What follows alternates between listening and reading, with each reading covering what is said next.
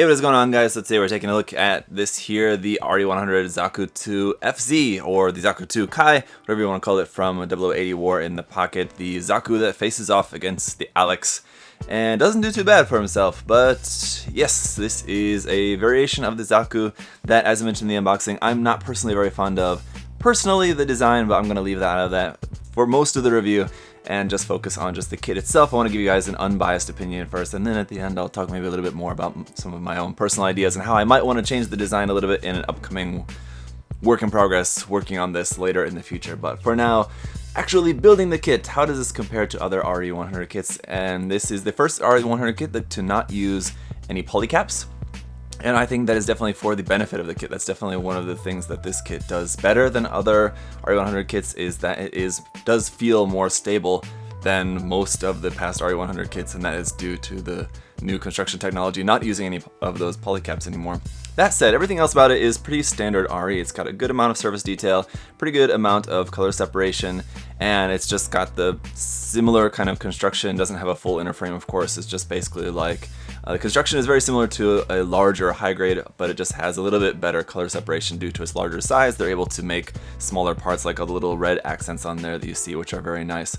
So as always, guys, a huge thank you to USA Gundam Store for sponsoring this review. Do check the link to USA Gundam Store there in the video description down below, and you can get this kit and anything else there with 10% off using that coupon code ZakuAurelius10 that is in the description as well. So feel free to just copy and paste that. Let's first take a look at everything that you get included with this kit, which is admittedly not a whole lot, but some interesting and nice options. So let's get a look at that. Right, so first up here we have our marking stickers for this, and it's pretty much just a bunch of generic caution markings, mostly in white, a couple ones in yellow there, some Xeon logos. I put a couple of the marking stickers on here, but you can see, as usual on dark plastic, the outline of those stickers not going to be looking very good. So definitely have to do some trimming on those stickers or find something else to use for your markings. For our hand options, we've got just these standard holding hands. Those are kind of the default RE100 hands, but then we do also have some other hand options for this one as well. We also have a left, like open hand, or just a rifle support hand, and then a trigger finger hand for the right. But you'll notice we only have this one set of the back covers for the hands, so when you want to switch the hands, you have to switch the cover as well, which is pretty annoying. It would have been nice if Bene would have just given us a couple extra parts here so we could have backings for all of the hands. Anyway, of course, we've got an action-based connector here. Then we've got some different head options, which is pretty cool. So this is the standard head, squished as it is, and then we also have another version which just has the commander fin on top. And the third option, which I definitely prefer, is the Fritz Helm helmet here for that. I'll show you guys how the different heads look later on, but I definitely prefer this, although I've got to say I'm a little bit torn because I really don't like how smashed this one looks. Then this one also makes the head look very large compared to the rest of the kit, which you'll see later, but I don't know, we'll see anyway. So up next we have is rifle, so it's machine gun, actually, I guess we should say. So it does have one moving part here at the back. This little bit there opens up like that. Otherwise there's no secondary handle or anything on this, so it just is what it is. You can actually remove the grenade launcher bit at the bottom. You just pull that off, and that's just how it's going to look without that, but you can just keep that on like that. You can also remove the ammo clip like that, and we do have a second one of those. That's just right here, and that is actually meant to be stored up inside the side skirt. So let's just take a look at that. That just opens up like so. You can stick that extra ammo in there and close that back up. And then we have the Heat Hawk, which is actually really nice in the fact that it's really nicely color separated. For once, we actually have a green handle here, and then the lighter gray part for the blade, and the darker gray part for the mechanical looking part. So the Heat Hawk looks really good straight out of the box, and we have an option part for this as well. This handle is for when it's in use. You can see it's got a little tab in there, it'll tab into the hand, but when it's stored, you're going to change this part of the handle here to the shorter version, the not extended version. I suppose you could hold it in the hand like that, just a short Heat Hawk, but this is meant to be then using this connector piece plugged onto the back skirt for storage. So you just connect that and then plug this back in here around on his butt, and there you go, you can store that on the back skirt like so. And the last thing here is the grenades, which will plug onto his side skirt there. Now this is the grenades, but then you can pull one off and you can have this extended form. This would be the one that you can actually hold in the hand, so if you want to simulate that he's actually like throwing one of the grenades or something, or just at least holding one in the hand. But for this longer handle that you can actually hold in the hand. You only have 2 of those, so not really particularly sure why you would want to have more than 2 of the extended handles, because you only have 2 hands. It's not like you could hold any more than that of the grenades, but just in case anyone was wondering, you only have 2 of the longer handles there for the grenades to have the extended version. It doesn't actually extend, you just have to part swap that. So that is it for everything that he comes with. Let's get into talking about some of the articulations. So the head will go up to about there. Very nice for a Zaku head. You know, Zaku heads just by design don't normally expect a whole lot of articulation, maybe like up to there, but the fact that it can go even a little bit further up is pretty nice. So upward movement there at the neck is pretty good, and then down just until it's pretty much just flat there. You can also rotate the mono eye up underneath there, just like with the high grade, the origin kits, as well as any master grade Zaku. You can rotate that. I think it's going to be easier if I just remove the head here. So you just turn that and pop it back on, and then you can have the mono eye looking off to the side like that. And the mono eye does have a clear part in there, but I've just got the pink sticker there over the top of that. And so there you go. You got also some nice color separation there with just a little gray bit there for the vent in the mouth. Also very nice. As for the torso articulation, it can go back pretty nicely to there, then forward only to here, but there is a little trick that you can do. This front part here, you can pull that out. Pull that out like that, and it looks like it's like supposed to be an opening cockpit hatch gimmick, but it's actually not. It's just meant so you can get a better stomach crunch there, which is a very nice stomach crunch now that you're pulling this part over this front skirt section there. So it's pretty cool, interesting little gimmick there. Side to side, you can get a little bit there, side to side as well. So all in all, articulation here in the torso section, very nice. We do also have a little bit more. These side parts of the chest, again, sort of like the Zaku the Origin kits, do sort of open out a little bit. Not really a whole lot, but those can move a little bit like that. The side bit of the torso also does move up and down ever so slightly as well, so you can actually angle that down just a little bit. There is actually a little bit of cool detail up inside of there. It's not really very visible, but it's there anyway. While we're here, the shoulder articulation out to the front is very good, so that's looking very nice. The shoulder armor itself can move on its own. That's on its own separate little piece there. Ultimately, you can bring the arm up and up more than 90 degrees before the shoulder armor is just basically kind of crashing into the head and getting in the way there. So the upper movement is also really quite nice here. And then the arm, the rest of it works pretty normally, just rotation there at the top. I'm just noticing that upper part of the arm was on backwards. Didn't realize that until now. There we go. Anyway, a double joint here in the elbow as well will give you a nice, really full bend there also. That's very nice. You also have another point of rotation here at the bottom of the elbow joint. If I can hold the top there. There is another point of articulation, rotation there. And then the wrist, of course, just on a ball joint there. So that's really nice. Going down to the front skirts here and just pointing out, again, just the nice color separation, little bits of red everywhere is really nice. So those front skirts will move up very far. That doesn't look like it's going to be a problem at all. The side skirts can also move up a little bit, and that's due to the fact that this rubber hose is rubber, so that can actually move. If that was a harder plastic, it wouldn't really allow the side skirts to move up at all in any way, but because they can, you can actually get the leg out pretty far to the side, which is pretty nice. And then the hip joint is on a track there, so you can actually rotate that forward a little bit, and then bringing the leg up, it does come up a little bit more than 90, maybe about 90 degrees, maybe slightly more, so not too bad for upward movement there at the leg as well. You have a double joint here in the knee to give us a nice, really full bend with nice part separation there at the knee as well, and again, nice bending rubber part there for the side of the leg. These little flaps covering the thrusters here on the legs don't move or anything, but it is just cool that they're there. And again, I'll just point out the really nice color separation we've got down here on the lower leg. This flap here at the back, though, does actually move. That does open up like that, which is pretty nice. It does look pretty cool. And the ankles side to side, you can actually get that pretty far to the side for a pretty wide stance there. Not too bad at all side to side.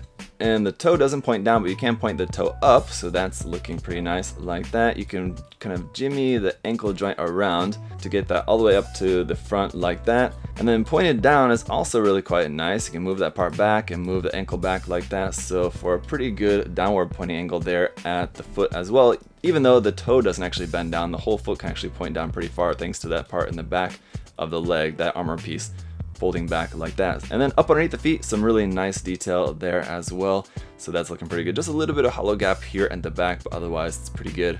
So as you can see, the articulation on this is really quite nice. And again, I'll just point out that it does feel very solid, much more solid than most other RE kits, I will admit. Despite how much I love RE kits, the line in general, some of them do have a little bit of weakness in some of the joints. I suppose I should also mention about this shoulder. Whenever reviewing Zaku's, I always forget that the shoulders are not symmetrical and have to look at them separately anyway. So this shield shoulder also, you can see the mechanism that the shoulder armor here, or the shield in this case, is connected on. It's the same mechanism up underneath this shoulder armor here as well. So the extended arm for that, so that will allow you to move that around or rotate that forward or back or pretty much any way that you want. So the articulation on that shoulder armor is pretty nice as well. Just make sure when you're moving it around, don't pull it out of the ball joint there. But the last thing that I want to mention here while we've got the kit in hand is the lack of seam lines on almost everywhere except for a few places. So on the side of the leg, you've got a seam line here on the side of the thigh. It's on the inside and outside there, obviously. That's pretty normal for a Zaku, and it could pretty easily be turned into a panel line, so not really too worried about that. The only other one, though, really worth noting here is on the shoulder. This one, I really think that they kind of messed up on this one. They really should have molded this or produced this in a different way so that you could not have this seam line going all the way through the spike. It doesn't, luckily the seam line doesn't go through the spike. The spike there, the center one is a separate piece. The front and back spikes are part of the same part, so it's basically two halves, and then you stick the spike on there at the end. But having that seam line running through the shoulder is a little bit disappointing that they couldn't figure out some other way to do that. But alright, so as you guys can see, I mean, the kit is very nice. Alright, so as you guys can see, I mean, the kit itself is very nice. There's very little to complain about with this kit, and I gotta say, if for those people who, like, say for example, you're a big fan of the Master Grade kits, you're a big fan of the Master Grade line in general, if you go way back to the beginning of the Master Grade line, those early Master Grades were not very good. They were pretty much like glorified high grades, larger high grades, like high grades similar to like, well, not even normal high grades. Recent release high grades that we're getting these days are better than those old Master Grades. Now, this line as well, this is only the 13th kit in the line, you have to remember. So there's been a handful of them or two out so far. We've been 12 already, not including the P-Bandai variants, but I think that this is definitely a step in the right direction for the RE line, and the RE line is going to, I think from now on, be something that even for the people who weren't a big fan before, who thought, I don't really like the RE kits, they're basically just big high grades. This is definitely a step in the direction of getting those people to get on board and finally see the line as something like, oh hey, this is actually not too bad. I think I'm going to check that out. So I don't know. That's just my thoughts about it. I've been a fan of the line from the beginning just because I like the fact that they're making some of the more obscure UC designs, and so far they haven't strayed from UC. And I don't think that they will. I don't think they're going to make anything from Seed or 8 or anything like that. But I've just enjoyed getting some cool kits in 100 scale, and that's why I like the line, and the kits I think are nice for my purposes. But in a way, I can understand some people's criticism of the line up until this point, but I think this is definitely the first one where we definitely have a large improvement, where this, I think even for the people who haven't been a fan of the line so far, are going to find very little to complain about with this kit.